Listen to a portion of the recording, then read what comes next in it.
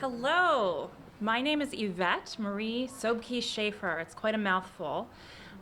There are not many Yvettes at the New School, but I have the distinction and the pleasure of being the Director of Admission for the Parsons School of Design. And what we're going to talk about today is the process of creating a portfolio for application. How many of you are juniors? A couple. How many of you are seniors? Transfer students?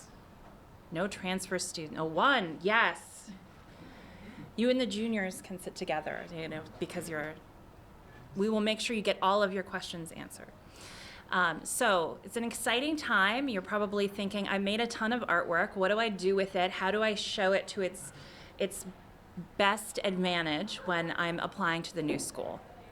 And that's what we're going to talk about. So the New School is the comprehensive university under which the Parsons School of Design is housed. So we are a part, along with Eugene Lang College of Liberal Arts, the College of Performing Arts. Those are our undergraduate programs. We also have the New School for Social Research, Schools of Public Engagement. Those are our graduate level programs. And then Parsons Paris, of course. I wish you could all visit Parsons Paris while you're here in New York, but it's an amazing and beautiful campus. But we all come together and we make the New School as one university. So we're going to talk specifically about Parsons, and we're going to speak very specifically about the portfolio requirement at Parsons.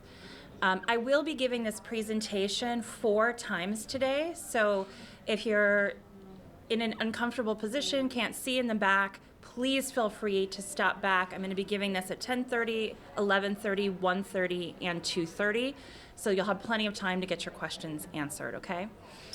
So these are the majors that we offer at Parsons, and happily, there are very few things that require you to know what you want to major in when it comes to the preparation of your portfolio. I'm going to make a shout out here right now to the Strategic Design and Management major. That's actually our business degree. And you do not have to have the bulk of the portfolio for the business degree application, but you do absolutely need to do the Parsons Challenge, which we will talk about a little bit later in the presentation, okay? So if you're majoring in communication design, fashion, illustration, interiors, it doesn't matter which of these degree programs you're applying to, the portfolio requirements are absolutely the same for all of them at the first year level. So, the portfolio. It's probably the thing causing you the most stress, isn't it? It's up there. I'm going to de-stress it right now, okay? We're looking for 8 to 12 images. Those images can be anything, and we'll talk about the difference between an image and a piece of artwork. So the actual portfolio, think about it like this. You're given a keynote presentation or a PowerPoint presentation, and 8 to 12 of the images have to be your work. But they can take different forms on the screen, and we'll talk about that, and I'll show you a lot of examples of that. But anything is welcome, any kind of media, drawing, painting, sculpture, the classic things you're doing in an arts high school, in your assignment-based classes. Some process would be helpful to see how you're making things, but it could also be a video game or a graphic novel page that you've designed, or maybe a product that you've done a mock-up for. It could be an experience or a video, although no full-length movies, please. We're going to limit it to 5 minutes. But it could really be anything on each one of those images, and I think that that's important to know. I'm going to go back. The Parsons Challenge is also an important piece. So we give you 12 images, and then we give you 3 more to make something specifically for Parsons. And the prompt for this is, once again, very broad. This could be to take something in your existing portfolio and to use it as inspiration for the next piece. You're not only going to show me how you do that by showing me 2 images of the process, although I would highly encourage you to use 2 of those images to show us process, and then the final piece that you actually make. But we want you to write about it. We want you to think through, why am I starting with this piece in my portfolio? Where did it lead me? How did I get there? And really think through what inspired you to do this? Because we're going to be looking at your thinking in your portfolio probably even more than we're going to be looking at your making. We're going to go through the portfolio tips in further detail, but think about it like this. This is your opportunity to show me who you are. So these are assignment-based works, right? Nobody sits down and thinks, I am going to make a drawing of a bicycle tire today just for my own personal edification. You're thinking, no, this is something that you're doing as an assignment to learn how to draw, right? A lot of schools are going to require this kind of work, and the new school, we really think it's a wasted opportunity. We want you to draw something that shows me who you are as an individual, what you're thinking about, what you care about. So while these pieces were important for you to make and experience and to learn from, they're not necessarily what the new school is going to be looking for in a portfolio. So anything that looks like this, anything that's assignment-based, purely technical, is about the act of learning to use shading, color, image. You can put those aside. I want to see your more interesting, riskier things in your portfolio. So, personal work, what does that mean? On the slide room frame, I'm going to see your image. So this particular student, she'd made a triptych of 3 images. These are based on folk tales that she was told as a child. So she's talking about personal history, about her childhood, about fear, about what it means to live in that particular moment in her particular skin, right? Notice there are 3, that would count as 1 image. So think about it like this. There's an opportunity to really show through a variety of medium. I'm particularly fond of this one. The student took old family photos and he actually created recordings and used the photos as the base for the lathe cut records that he's making. So he even says when he's putting together his portfolio, when he's putting the side notes in, which I'll show you an example of how you can do that, that he doesn't play them very often because they degrade quickly. So what does that say about memory, about his ideas of his childhood, if by reliving those ideas, they start to degrade and become broken down? So he's thinking about, who am I? I am these images, I am these stories, I am these recordings, but I am also this memory that is going to fade over time. So work that's about you, it doesn't have to be personal. It can be about beauty. It can be about social justice. It can be about whatever inspires you. It can be design work. It can be anything. But we want to see you come through in that work. All right, so tip 1, use of space. Can you guys see anything on this slide? Is anything popping out? No. And this is where I say, don't try and do too much with one image. We get a lot of portfolios like this where one image is so overwhelming that I can't see anything on that image. So what you want to do is think about, how can I use this space effectively? So 3 very carefully chosen shots, a process shot showing the piece being made, images of the light going back and forth, the video, an incredibly effective use of space in this particular image.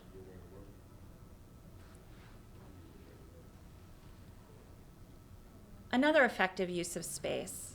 So these are all related. Now, in another portfolio, maybe this would be considered 6 separate pieces. This is 1 image in a Parsons portfolio. It's a great way to show what's inside or how something functions, right? So there's the image of the book itself and then the image of all the pieces of the book. This particular media is red packets, pomelo, orange, paper, snacks wrappers. So the student is thinking about, how can I visually show the story of what's in, what it might be like to touch this book, to open this book through the way she's putting the image on the page. Once again, 1 image.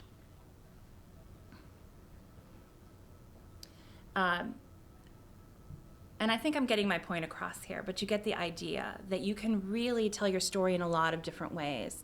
So let's take, for example, a photographer. We wouldn't want to see 12 single images that are all from the same shoot, right? We would want to see, maybe you take 3 that were particularly successful from one shoot, make that one image in the portfolio. Show us how you're thinking. But then allow yourself the room to really think about, how can I show the breadth of my ideas? Really show off in your portfolio. Explore media. So this is where I say take risks. If you've never done something, try it. You have opportunity to really push yourself and do something bold in your application, in your portfolio. So we're looking for students who maybe it's not even your most successful piece, but it's showing us that you're thinking outside the box, moving in a different direction, pushing yourself to really the boundaries of how you can make. So this student had an portfolio entirely of photographs, and then as they progressed, you see them starting to manipulate the photographs and starting to make video work. It can be work that is very product-based. It could be design-based. We sort of think of fine arts as a way of showing expression, but ceramics, it could be all different kinds of things.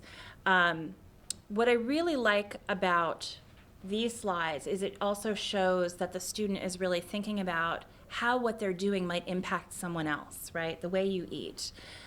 This particular student had a really cool internship, and they made mock-ups of these headsets that were actually used in a Netflix series. So you can see the product design. They don't work, but they look like the headset, and they are going to be used as a prop within this television show. So if you have an experience like that, if you did an internship, don't be afraid to show off what you did. Don't be afraid to show your process. We love sketchbooks. Some students will take a video of turning the pages, or maybe they'll show a piece halfway through the process of making, maybe before it's fired or it's been colored, and then push it through and show the final execution of the piece as well. And once again, this can be applied in a lot of different scenarios. So here's a product design piece that really focuses on how they were really ideating and how they're going to fold this piece so that it becomes three-dimensional, so we can see how they're thinking. Curate your portfolio. We are going to see your portfolio like this, with a series of still images of all 15 of the pieces that you show us first. That's the first thing we see when we go into Slide Room, and it's what you're going to see when you're putting your portfolio together. So think about the order. Think about what goes first, what goes second, what goes third. Think about how it looks all together. And you'll notice these two examples, they did a particularly good job of thinking about media, but there's still a theme running through what they're making. So if you have a body of work in this manner, don't be afraid to show your work in this way. And don't waste a few spaces on a drawing of a foot. I know what you're doing. You don't have to do that in the artwork portfolio. We do accept all photo portfolios. We do accept portfolios that are all within a particular discipline, and this is especially important for transfer students. So you remember how I said anything goes for a first-year portfolio. For a transfer student, we really want to see your body of work within the discipline you want to go into within the new school. If you're going to skip the first year or the first and the second year, we need to be sure that we can see some of the work within that discipline at that stage. So you could put together an entirely photographically based portfolio or an entirely communication design based portfolio for the first year, but that's going to be required for a transfer student applying at a higher level. All right, so the Parsons Challenge. So we leave you these 3 amazing open slides that really can turn into anything. Creating a new work inspired by a theme from your existing portfolio. We read that essay, it's important. It's actually maybe the most important thing in your portfolio is seeing how you take something and how you think to that next level. For the BBA, So are any of you interested in the Bachelor's of Business Administration? Any of you thinking about that? Well, I'll put out there, it's amazing. It's an amazing program. It's the business of design. And you're not required to have a portfolio for the first 12 images, but if you want to apply to the Bachelor of Business Administration within our art school, you do need to do the Parsons Challenge. So it doesn't have to be an inspiration from your own artwork. It could be inspiration from an advertisement you see, or potentially a piece of artwork you see in the world, and doing the same thing. Taking that, using it as the jumping off point to take that big risky jump. So this particular student, I think this is fantastic. So the students started with drawing the piece by hand.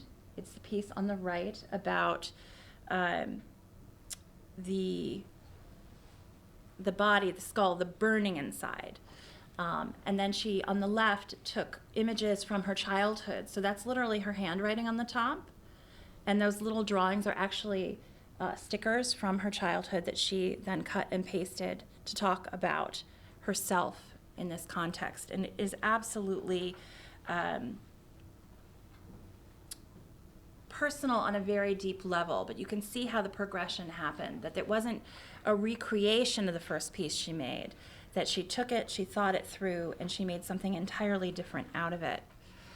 Another great example of the Parsons Challenge. So this particular student is Native American, and she used native dyes. So you can see the process on the left, where she's experimenting with different colors and how she might put together these dyes. She made the garment, and then she used the dyes to manipulate the image of the garment. So she's thinking about why am I using these clays? What do these mean to me culturally? How can I put these into something where they weren't before? Okay, so this is what you're going to see when you go into Slide Room. You're going to select either the BBA, which is only going to submit the Parsons Challenge, or you're going to submit the full application. And this is what the interface is going to look like. So I'm going to see the image itself. I'm going to see on the right, I'm going to see the description of the piece and more information about it. So you get a screen's worth of space. And I'm often on this, but I have a much bigger screen in my office. But that's as big. It's not going to be projected like this size. So when do you need to do this by? Because now you're thinking, oh, I've got all these ideas. Oh my goodness, she just said I have to do more work. There's more to do. Our early action deadline for fall is November 1st, but it is not binding. And if you need more time, if this inspired you to do more, absolutely apply in our regular decision deadline. There is no negative to waiting till the January 15th deadline to really take your time and put together something you're proud of, especially all of you fashion majors. The admission rate in fashion is 1 in 5. So it's important that you really put some time and thought into your portfolio and really think about how you can differentiate yourself. So take the time you need to do that. Everything is due by these deadlines. So it's not just file the application, then we'll give you 3 more months to do the portfolio. You want to submit the application, and your portfolio is due by January 15th. Now, sometimes if there's space available, we may allow you to take a little bit more time, but I would really encourage you to meet these deadlines. And then you're going to submit the common application. So I've actually had students submit the portfolio and then not apply. That is not what you want to do, right? So the common application is the portal you're going to apply through the new school, although if you do type in Parsons, it will come up. The essay, why the new school? Really think about that. You're here today. You have the opportunity to really experience what we have to offer, the breadth of having not just Parsons, but a liberal arts college and a music school and these just being in New York City. So really think about how that's going to impact your practice and talk about it.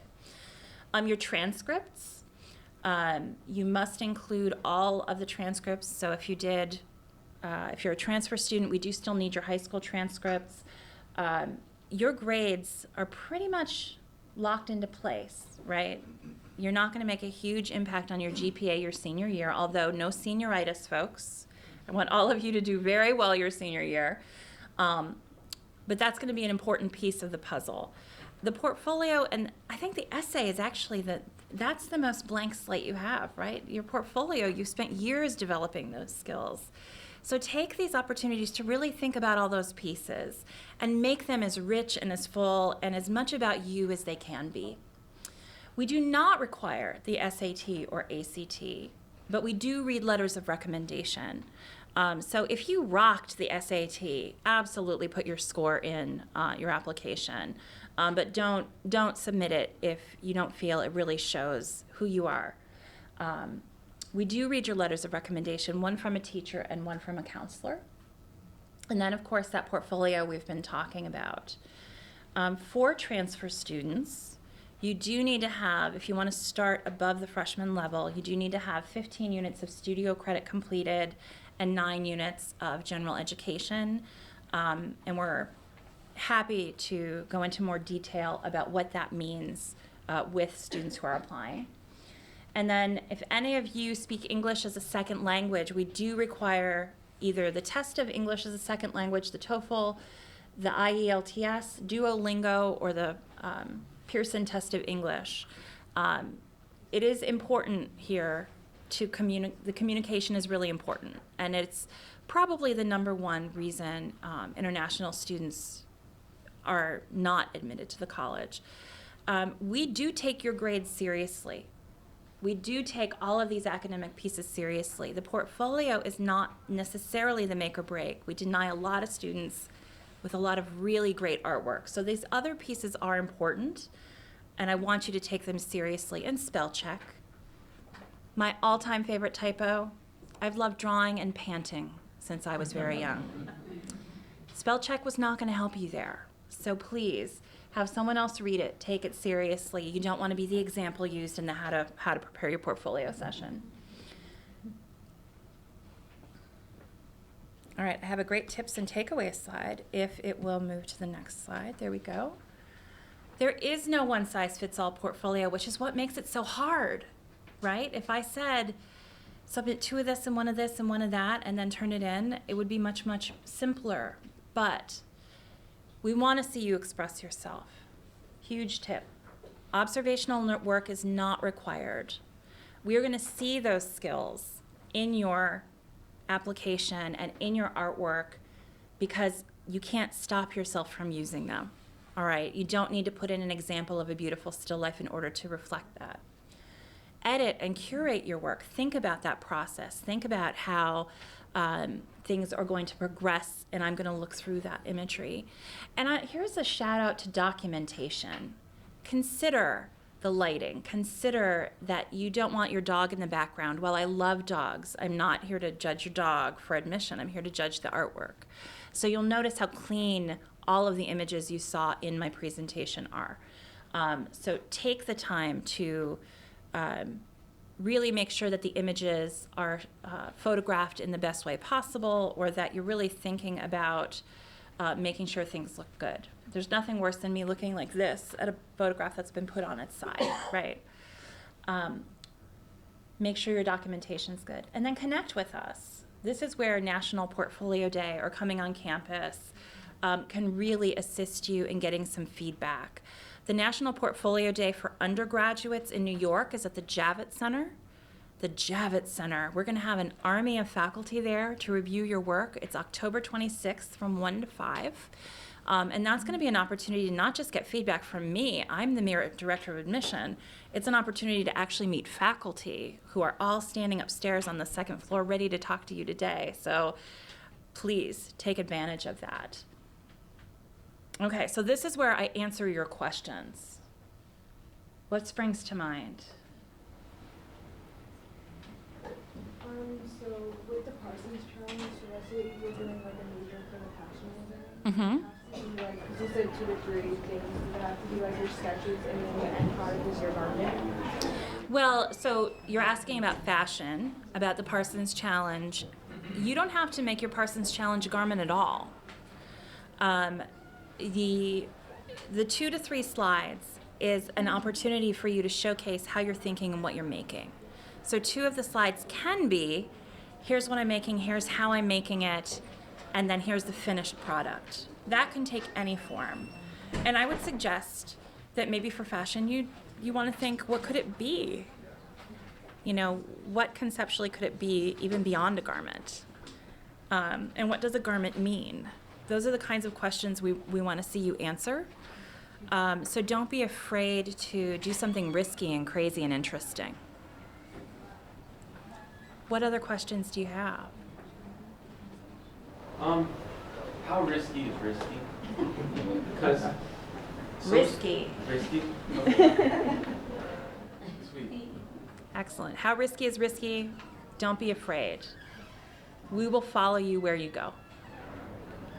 Is the English test for anyone who has English as their second language? If you are a fluent English speaker and have been educated in English, then you do not need to take the test of English as a foreign language. It is really for students who are not speaking English in their home, in their school, every day. So I think it really becomes relevant for students who live out of country, because we're going to drop you, like, imagine a parachute being dropped into a city and not speaking the language. That's what we're trying to avoid. We want to make sure that the students who are coming from abroad or who speak English as a second language are really ready for that experience. And we work with students over time to help develop their English language skills too. So for someone who's bilingual, who was educated in the United States, who basically did all of their primary and secondary education in English, that's not going to be required. What's the difference between taking the BBA and minoring in business and marketing? So the BBA, a business and marketing program, is only going to teach you the tenets of business. The BBA students actually do the first year program along with all the other art students. So you'll be taking all the image making coursework in the Bachelor's of Business Administration in Parsons.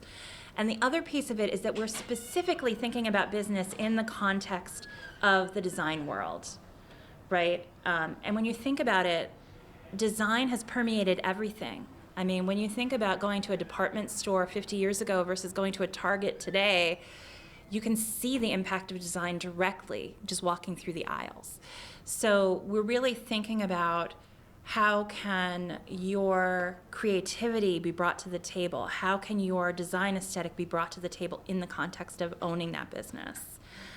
So it is unique, and there are only a couple of programs like that at the master's level. So it is an incredibly, it's a huge opportunity. You're in New York City, in the center of design and making, and you're studying business at the same time. It's what every parent wants you to major in, right? Thank you. Sorry, second question. So would you apply to both? Because both require a Parsons Challenge. So would you use your first Parsons Challenge as... You know what? You would only need to submit one portfolio, but I think we can talk directly, but you should apply to the major you want the most, because you're only going to be admitted into one major.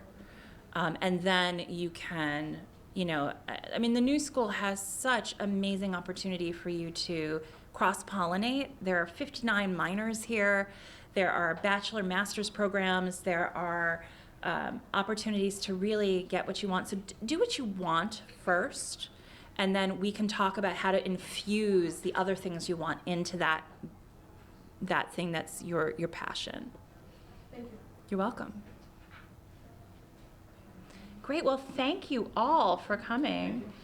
I'm going to go ahead and let you free. Please go right upstairs to the second floor to the Making Center and go talk to those faculty who took out their Sunday to come to be here for you.